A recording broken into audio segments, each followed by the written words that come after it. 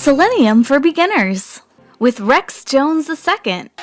Closed captioning is available for you. Switch CC on or off.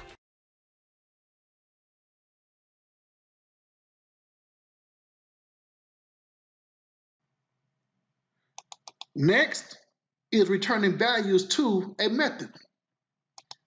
The key to returning values is return type. Return type determines the type of data returned by the method. Currently, void is the return type, which means our method calculates cost will not return a value. The return type can be any object or non-object data type. Let's go back to coop and minivan.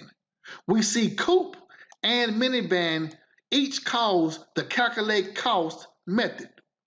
But what if we wanted to see the cost difference between both cars? How would we calculate the difference between coupe and minivan?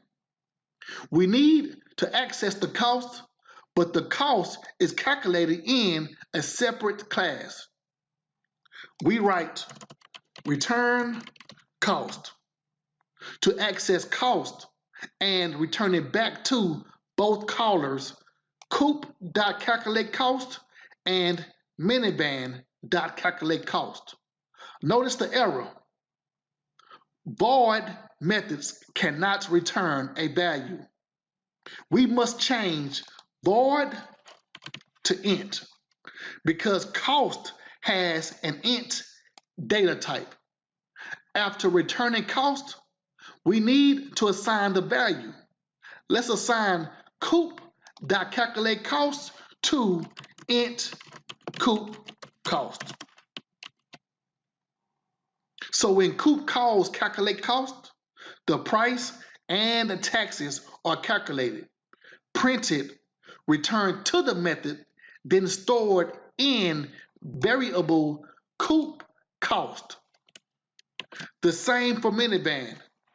We will store the cost into int minivan cost. Now we have access to cost for coupe and minivan. Let's calculate the difference between both cars.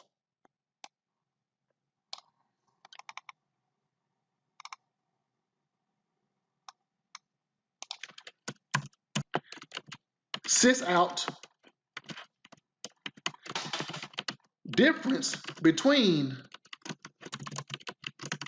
cars cost equal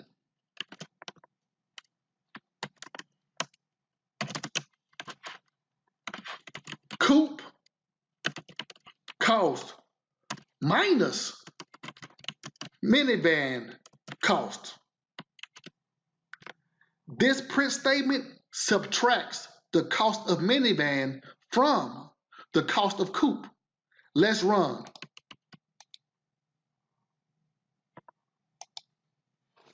What's the car's cost? $15,000 and $10,000.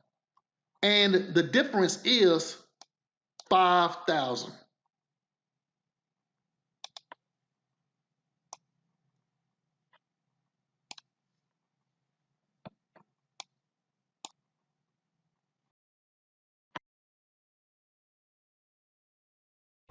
Online courses coming soon. Books available in paperback, ebook, and PDF. All Part 1 ebooks and PDF documents are free. Programming books for UFT. Programming books for Java. Here's the Selenium automation book. And TestNG. Subscribe to get notification of future videos.